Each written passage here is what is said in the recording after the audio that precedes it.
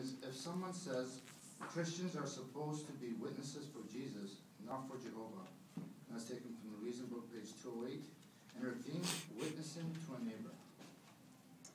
So you're telling me all Jehovah's Witnesses have the responsibility to bear witness to Jehovah and Jesus. I will continue to give praise to my Jesus. That's a very important point you brought up. But as one of Jehovah's dedicated baptized witness, I have the responsibility in doing so. Let us look at a scripture from the Bible, and that's Matthew chapter 24, verse 14. And I'll read that for us. That's Matthew chapter 24, verse 14. And it says, "And this good news of the kingdom will be preached to all the inhabited earth for a witness to all the nations, and then the end will come." Now let us look at the book here.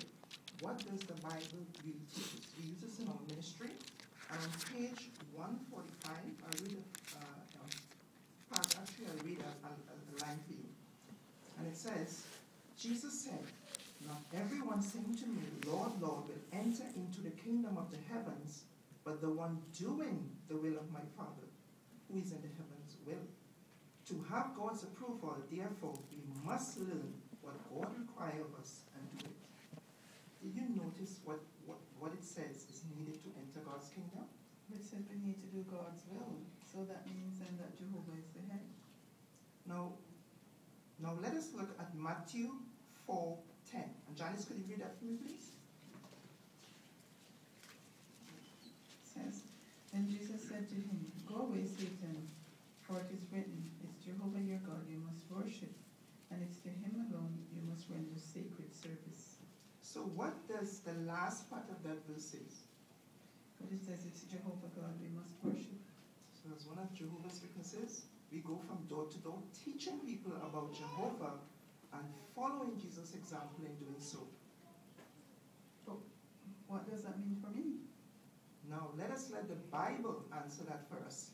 And I will read that. That is John chapter 17, verse 3. And it says, "This means everlasting life. They are taken in knowledge of you, the only true God, and the one whom you sent for, Jesus Christ." Yes, Jehovah gives each and every one of us an opportunity to gain everlasting life.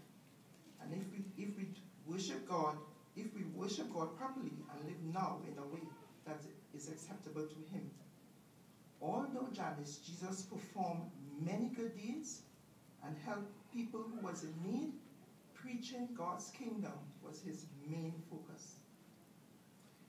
Well, thank you for explaining all that to me. You're very welcome, Janice.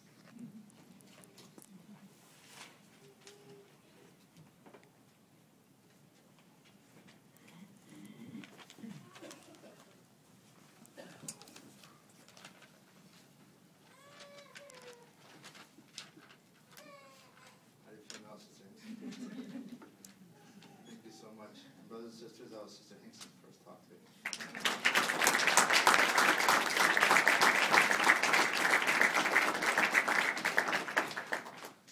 Thank you so much, Sister Hinkson. You too. You also work in an accurate reading, and you did that very well. But I thought you did something else very well too.